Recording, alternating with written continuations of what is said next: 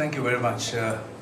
Ladies and gentlemen who's representing all the reputed medias of Sri Lanka and internationally. So let me again, on behalf of the Sri Lanka Navy, to welcome you very warmly. It's a great privilege for me to this important briefing, convened to share the details of forthcoming 12th edition of the Galle Dialogue International Maritime Conference 2025. So it's more than a decade. The Galle Dialogue has served as a respected platform for naval leaders, policymakers, academics, and maritime professionals to deliberate on the challenges and opportunities confronting the Indian Ocean region. Over the years, it has evolved into a forum of international repute when Sri Lanka proudly facilitates meaningful dialogue among all global stakeholders. This year, the Galle Dialogue will be held on 24th and 25th September at the Waveland Lake Navy Hall, Valisara, under the theme Maritime Outlook of the Indian Ocean under Changing Dynamics, which we believes that is one of the contemporary demand in the present world. The Indian Ocean is not merely a geographical space for us. It is the very heart of our existence as an island nation. It serves as a vital conduit for global trade and energy. It's pretty obvious that the sea line of communications that is running just in front of the Sri Lankan waters are pretty much important to maintain the global trade. And while also sustaining the livelihoods, cultures, and ecosystems. However, as dynamics shift across political, economic, and environmental spheres, the Indian Ocean faces growing pressures. These range from geopolitical competitions and maritime security threats to climate change, habitat loss, and resource exploitations. So it is so vast and wide in challenge. So this year's dialogue will focus on 5 thematic pillars that are essential to shaping the future of our oceans. The first one is marine environment, ensuring protection and conservation. The second one is maritime governance, strengthening a rule-based order. Then the third one will be maritime economy, unlocking the blue economy responsibly. Then the maritime sustainability, balancing the development and the preservations. Then the final one would be a clean Indian Ocean, combating pollutions for the well-being of future generations. So it is systematically arranged after a lengthy professionals' scrutinization. So we are honored that this year's conference will be graced by the Honorable Prime Minister of Sri Lanka as a chief guest, under the directives of Line Ministry, that is Ministry of Defense, and we'll bring together delegations from 33 countries. That's a huge achievement. And 12 international organizations. So their participation underscores the recognitions that the future of the Indian Ocean cannot be secured by a single country. So, but it needs through collective and collaborative partnership effort, unless otherwise that the protecting Indian Ocean would be a dilemma. So ladies and gentlemen, your role as the media is utmost importance.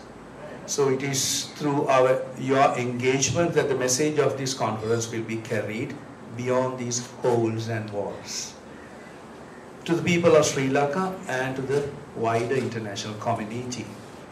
So you are a bridge that links of policymakers, strategists, and naval leaders with the citizens who ultimately depend on the security sustainability of the Indian Ocean. So I urge you to give this event the prominence it deserves. For the issues we discuss here are not abstract.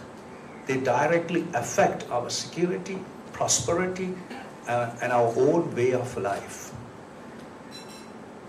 So with these opening remarks, I have the pleasure of inviting Rear Admiral Buddhika Liyanagama, okay, because he's the present commander in Northern Naval Area, and he works as the head of the steering committees of the Galle dialogues, who will be briefing comprehensively about the conference and its objectives and the expectations and the expected outcome. We have a very record participation this time, more than 100 foreign participants. That includes the Chief of Navy, especially the Indian Chief of Naval Staff, and the head of Coast Guards, diplomats, then head of 12 foreign international organizations, and the academia. So we are fortunate, very fortunate to have a large foreign gathering here this time, and also local scholars, academia, and the students from the National Defense College as well as from the Staff College. And then, like the Chief of Staff said, we have finalized our areas. We have all moderators ready, confirm their participation, and then the other speakers. And we are hoping to have a very fruitful maritime conference. How many countries taking part for this time? There is 33 countries along with 12 international organizations. It's a long list. You want me to? Yeah. So the confirmed Navy is as at 15 September 2025, because we are still getting the confirmations, right? So there will be deadline in time to come, starting from the alphabetical order. So you get all the power blocks. That is a good news. Starting from Australia, then the Bangladesh, Cambodia, Canada, Egypt, France, Germany, India, Indonesia, Italy, Japan, Kenya, Malaysia, Maldives, Mauritius, Mexico, Mongolia, Myanmar, Namibia, Netherlands, Nigeria, Oman, Pakistan, Philippines, Russia, Saudi Arabia, Singapore, Spain, Sweden, Switzerland, Thailand, Turkey, Ukraine, UK, USA, Zambia. Other than that,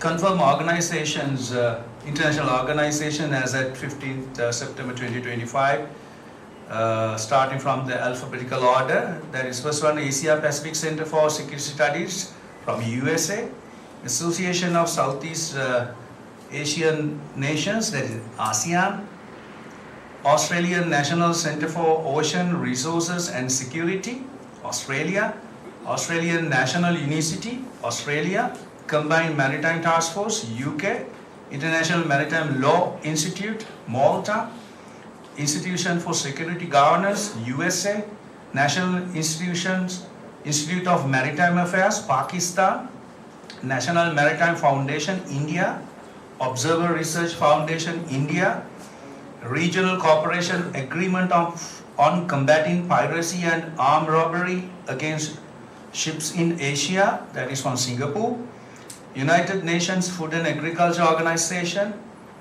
that's Sri Lanka representative, United Services Institution of India, World Maritime University, Sweden.